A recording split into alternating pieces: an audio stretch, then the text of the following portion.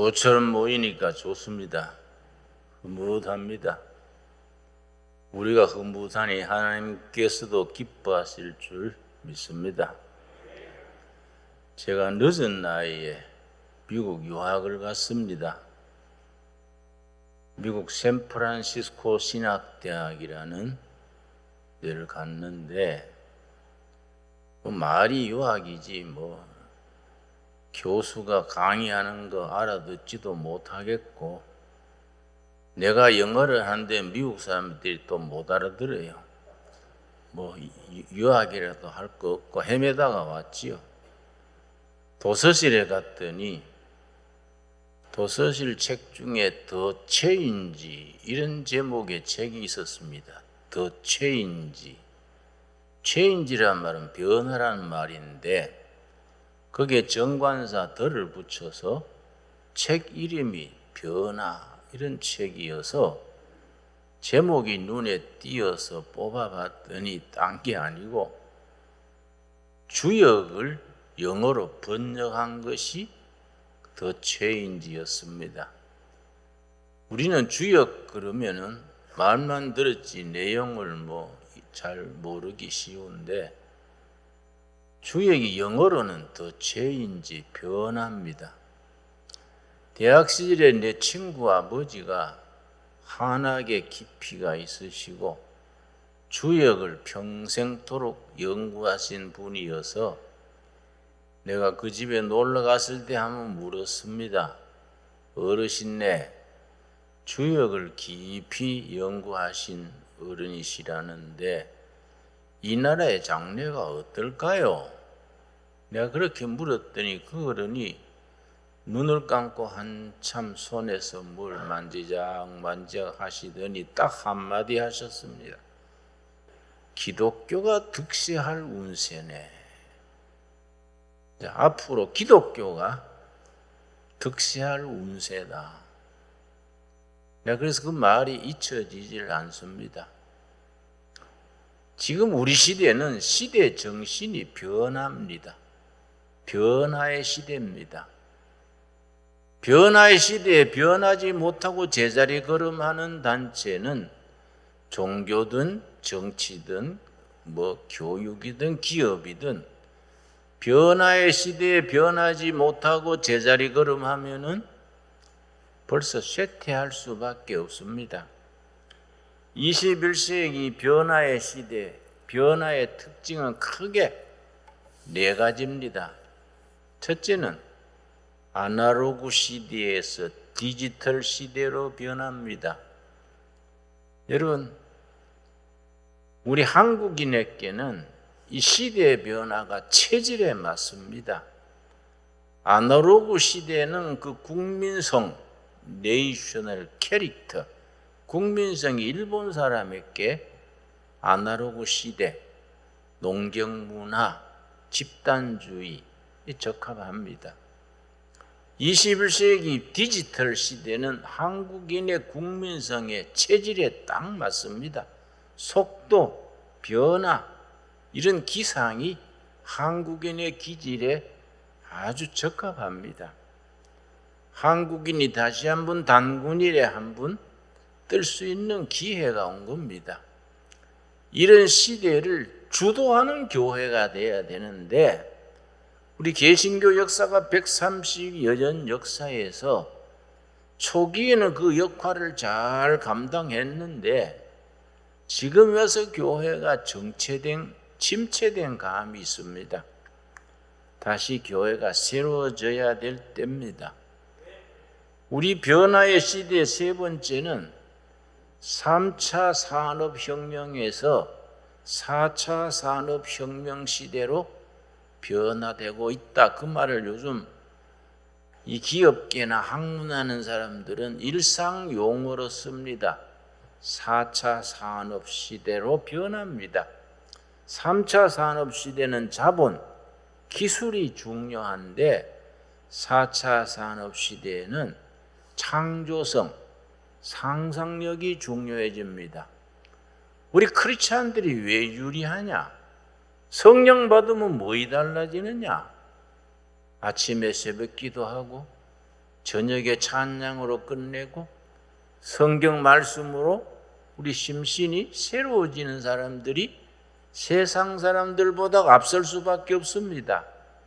그만큼 창조적이 되고 그만큼 상상력이 높여집니다. 여러분, 성경을 제대로 읽어야 하고 기도를 깊이 하고 바른 영성을 우리가 길러가면은 창조의 사람이 되고 상상력이 넘치는 사람들이 되게 됩니다. 우리 자녀들에게 그런 크리스찬으로서의 그런 긍지, 자부심을 심어줘야 됩니다. 네 번째, 우리 21세기는 무슨 변화의 시대냐? 조금 어려운 표현으로 북두칠성 시대에서 은하수 시대로 변한다. 말이 얼른 이해하기 어려운 말이지요. 북두칠성은 딱 목표를 정하고 전진합니다.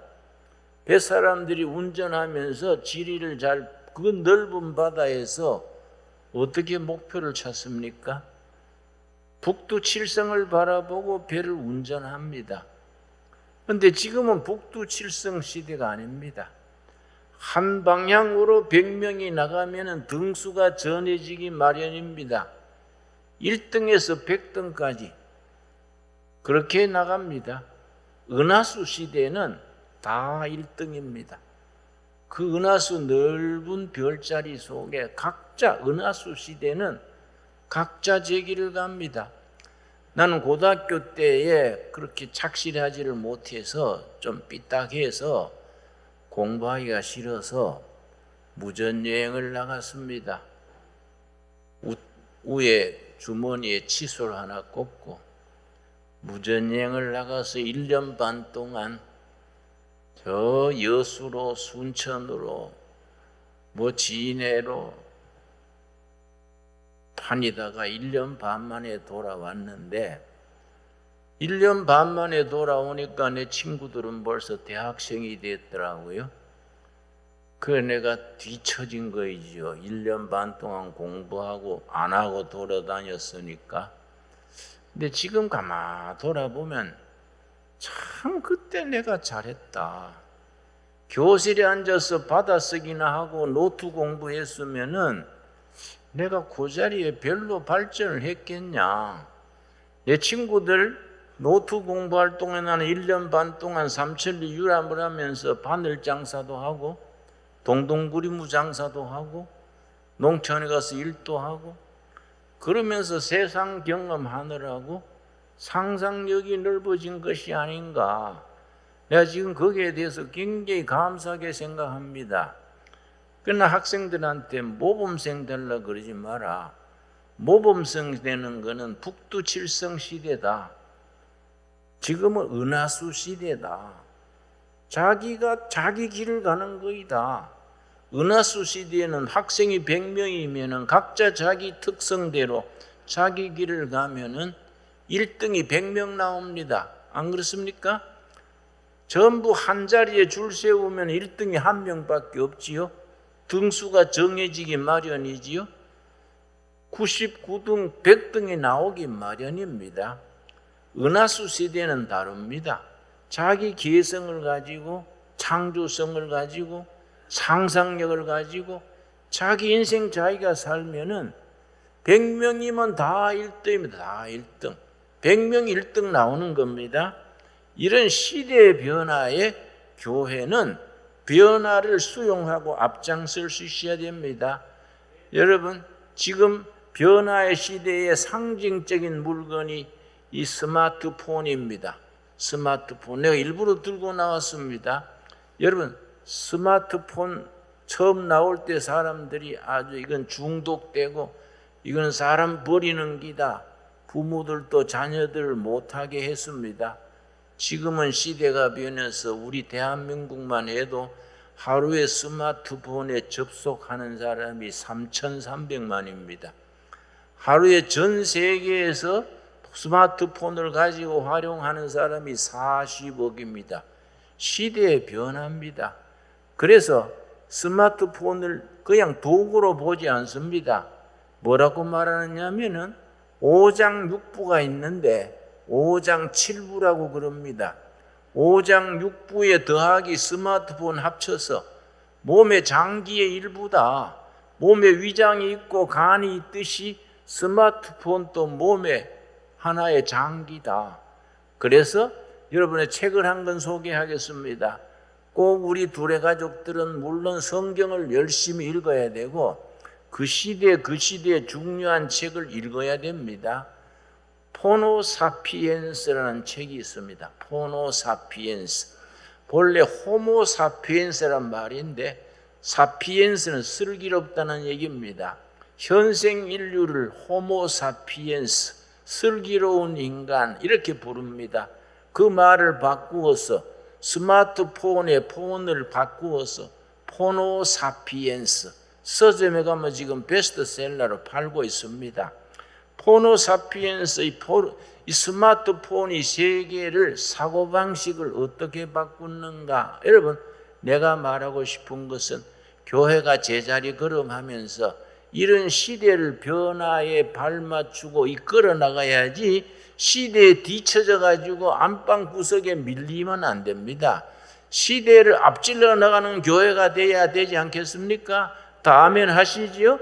시대의 변화를 먼저 내다보고 시대를 먼저 사는 사람들이 돼야 됩니다. 이 성경이 우리에게 가르쳐주는 창조적인 신앙입니다. 여러분, 성경은 일관되게 변화를 얘기합니다. 창세기 35장 보겠습니다. 창세기 35장. 그 유명한 야곱이 평생을 살고 마지막에 객지 생활 30년을 헤매다가 고향으로 돌아왔습니다. 고향 베델로 돌아왔는데 돌아왔을 때 하나님께서 야곱에게 뭐라고 말씀하셨습니까? 창세기 35장 9절입니다. 35장 9절. 성경 66권이 다 중요한 책이지만은 그 중에 아주 중요한 맥이 있습니다. 이런 부분은 성경에 아주 참 중요한 맥이 되지요. 35장 9절입니다. 야곱이 밧단 아람에서 돌아오매 고향 베델을 떠난 지 30년 만에 돌아오는 겁니다. 30년간 뭐 성공해보겠다고 출세해보겠다고 앰비션 야심을 가지고 막 초상집 개처럼 헤매고 다녔습니다.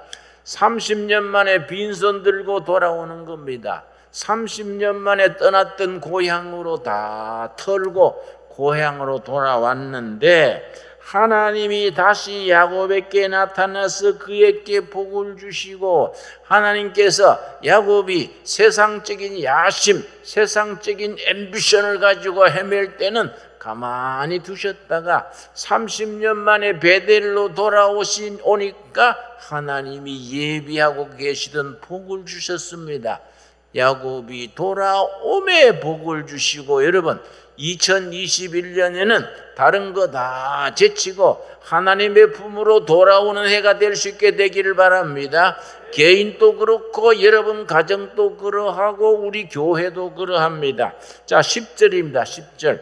하나님이 그에게 이르시되 너 이름이 야곱이지만은 너 이름을 다시는 야곱이라 부르지 않겠고 이스라엘이 너 이름이 되리라. 하나님께서 30년 만에 고향 베델로 돌아온 야곱에게 복을 주시고 말씀하셨습니다. 너가 지금까지는 야곱으로 살았다마는 이제부터 변화된다. 이스라엘로 변화되리라. 여러분, 우리 신앙은 뭡니까? 신앙의 세계는 어떤 세계입니까? 야곱으로 살던 사람이 이스라엘로 변화되는 세계가 영의 세계고 신앙의 세계입니다.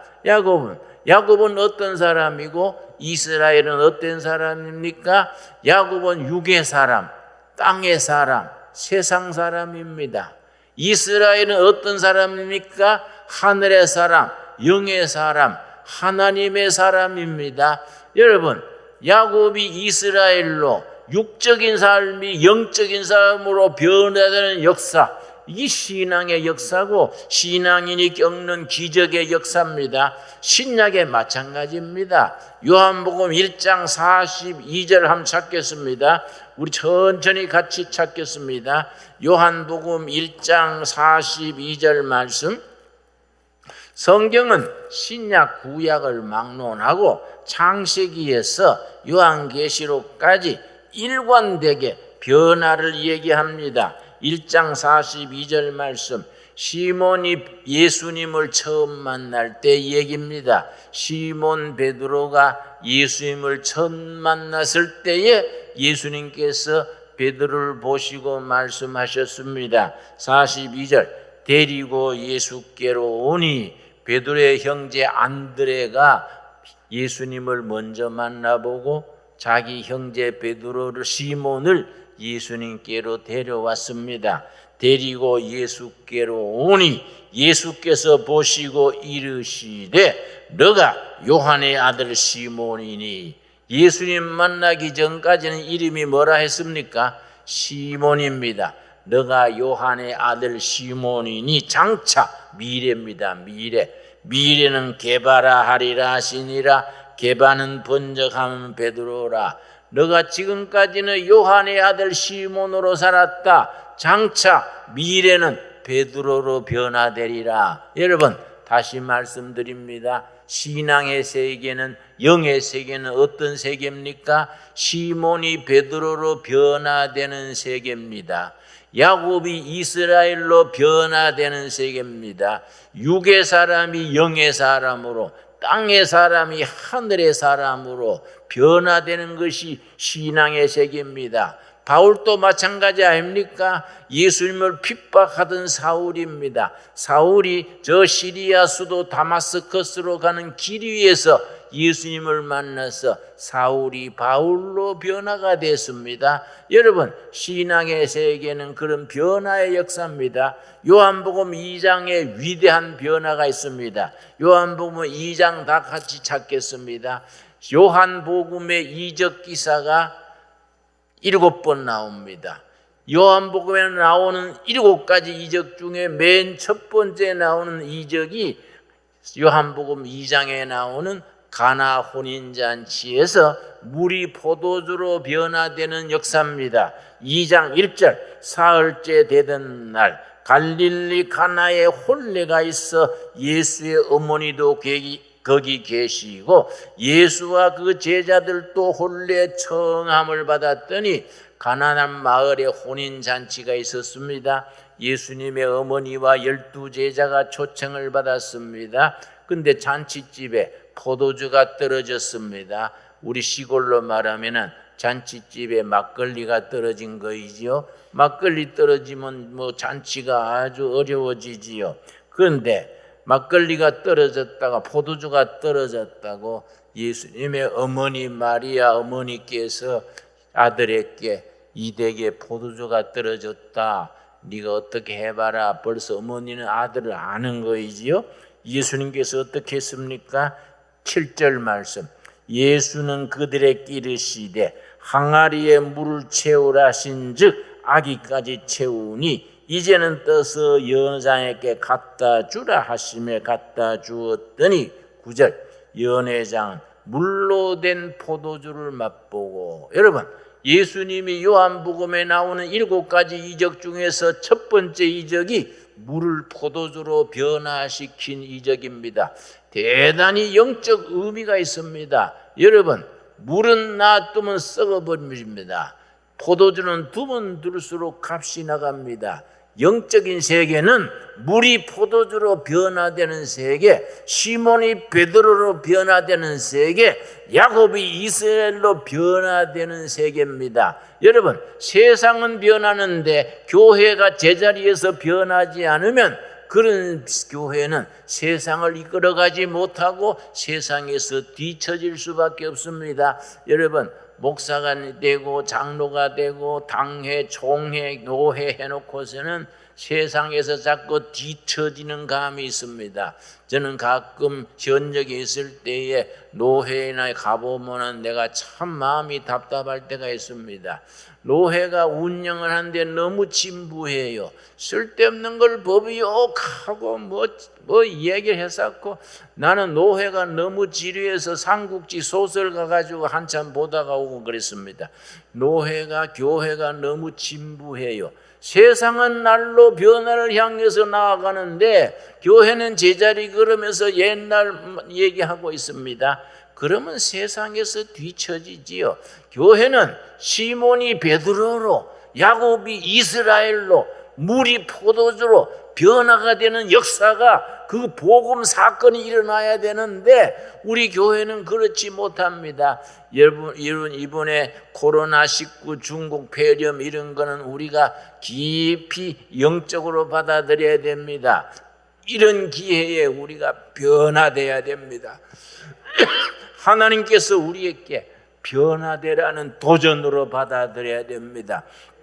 이런 때에 괜히 낙심해가지고 아이고 교회의 교인도 줄고 헌금도 줄고 아이고 교회가 이러다가 이거 뭐 망하는 거 아닌가, 그런 부정적인 안 되네 그러면 여러분 말이 씨앗이 된다고 자꾸 안 되는 길로 나갑니다. 이런 길로 오히려 전화위복이 돼서 교회가 다시 민족 복음화와 통일 한국 시대에 위대한 한국교회, 위대한 코리아를 건설하기 위해서 변화가 되어서 세상을 이끌어갈 수 있는 교회로 나아갈 수 있게 되기 바랍니다. 오늘의 본문 말씀 로마서 12장입니다. 로마서 12장 1절과 2절 말씀, 나는 이런 말씀이 너무너무 좋습니다. 여러분, 로마서의 별명 자체가 변화의 책입니다. 세계를 변화시킨 이야기가 로마서입니다. 로마서가 없었더라면 인류는 지금 훨씬 더 어두운 시대에 살고 있을 것이다. 일본의 평신도 성경학자 우찌무라 간조 센세이가 한 말입니다. 만일에 로마서가 없었더라면 인류는 훨씬 어두운 세상에 살고 있을 것이다. 지난 2000년 세계사 교회사에서 로마서는 여러 차례 역사를 변화시키는 실적이 있었습니다. 로마서를 통해서 세계는 여러 번 개조됐기 때문에 로마서를 역사를 변화시키는 책, 역사를 창조하는 책이라 그럽니다. 히스토리 체인징 북, 히스토리 메이킹 북이라 그럽니다. 로마서는 세계의 역사를 변화시키는 책이고 로마서는 세계의 역사를 만들어내는 책이다. 히스토리 체인징 북, 히스토리 메이킹 북이라 그럽니다. 로마서는 16장으로 되어 있는데 40분이면 읽을 수 있는 글입니다. 40분간 읽을 수 있는 짧은 글이지만은 그 속에 역사를 변화시킬 수 있는 영적 에너지, 하나님의 능력, 복음의 능력이 담겨 있는 책이 로마서에 깃들어 있습니다. 그런 로마서를 읽을 때에 우리는 그런 뜨거운 가슴으로 확신을 가지고 읽을 수 있어야 합니다. 12장 1절과 2절 읽겠습니다. 그러므로 형제들아, 그러므로 앞에 뭐가 있습니까? 복음의 사건, 복음의 팩트가 나옵니다. 이 땅에 오신 하나님 그리스도께서 이 땅에 오셔서 고난당하시고 죽으시고 묻히시고 부활하셨으므로, 그러므로입니다. 그러므로 형제들아, 믿음의 동지들아, 내가 하나님의 모든 자비하심으로 너희를 권하노니 너희 몸을 하나님이 기뻐하시는 거룩한 산 제물로 드리라. 이는 너희가 드릴 영적 예배니라. 진정한 예배는 어떤 예배입니까? 날마다 삶 속에서, 직장에서, 가정에서, 마을에서 우리 삶이 살아있는 제물로 바쳐지는 삶이 되어야 합니다.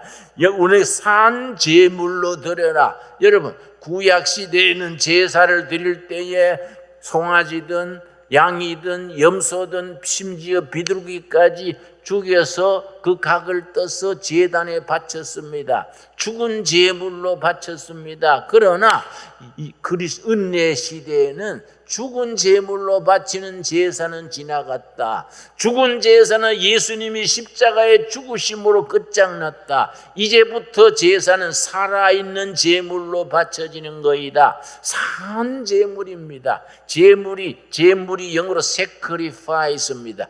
living sacrifice. 살아있는 제물로 바쳐지는 그런 생활을 해라. 이것이 진정한 예배니라. 여러분 아멘 하시지요? 우리가 영적 예배가 뭐이냐? 날마다 생활 속에서, 일터에서, 마을에서, 삶의 현장에서 살아있는 제물로 하나님께 바쳐지는 예배, 진정한 예배다. 그리고 2절입니다. 2절 로마서 12장 2절 위대한 말씀입니다. 살아있는 하나님의 살아있는 말씀입니다. 너희는 이 세대를 본받지 말고 세상의 가치관, 세상의 풍속, 세상의 여러 가지 이권에 본받지 말고, 본받는다는 말이 영어로 컨펌입니다. 너희는 세상의 풍속, 세상의 가치관 거기에 휩쓸려 들지 말고, 세상에 컨펌되지 말고 오직 마음을 새롭게 함으로 변화를 받아라. 성령의 능력으로 너희들이 변화가 되라. 이걸 트랜스폼입니다. 트랜스폼. 성령의 능력으로, 복음의 능력으로 너희 자신이 트랜스폼, 변화가 되라. 세상 가치관, 세상 풍속, 세상에 따라가서 세상에 휩쓸려 들지 말고 그리스도의 복음의 능력으로, 성령의 도우심으로 너희 심령이 트랜스폼, 변화가 되어서 하나님의 선하시고 기뻐하시고 온전하신 뜻이 무엇인지 분별하도록 하라. 오늘 우리에게 주시는 살아계신 하나님의 살아있는 말씀입니다. 여러분, 그래서 오늘 설교 제목이 뭐라고 적혀 있습니까? 변화를 받아서 변화시키자.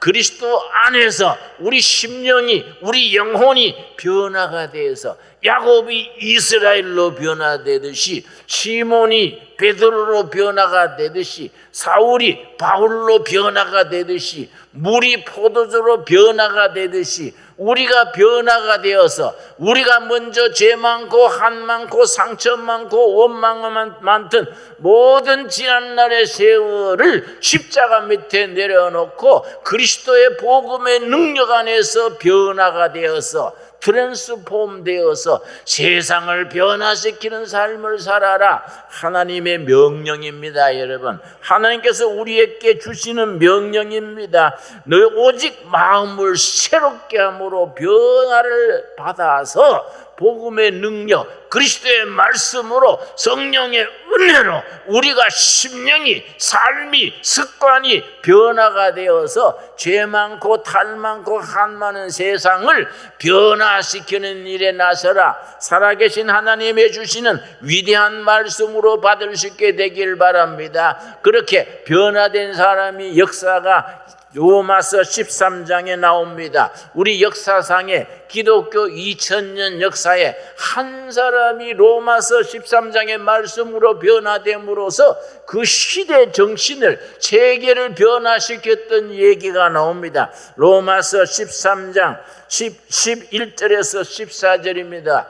위대한 교회의 개혁자 아우구스투니스 어거스틴의 얘기입니다. 로마서 13장 11절 또한 너희가 이 시기를 알거니와 자다가 깰 때가 되었으니. 여러분, 지금 어떤 때입니까? 지금 잠잘 때가 아닙니다. 깰 때입니다. 지금은 영적으로 자지 말고 인간적으로 잠들어서 나태해서 뒤로 주저앉지 말고 지금은 깰 때입니다. 이제 우리의 구원이 처음 믿을 때보다 가까웠습니다. 밤이 깊고 낮이 가까웠으니. 여러분, 아우구스티누스 어거스틴은 10대의 방탕에서 10대의 사생활을 낳았습니다. 그리고 마니교라는 이단 종교에 빠졌습니다. 그랬던 사람이 33세 때에 평생 그 어머니가 모니카라는 이름의 어머니입니다.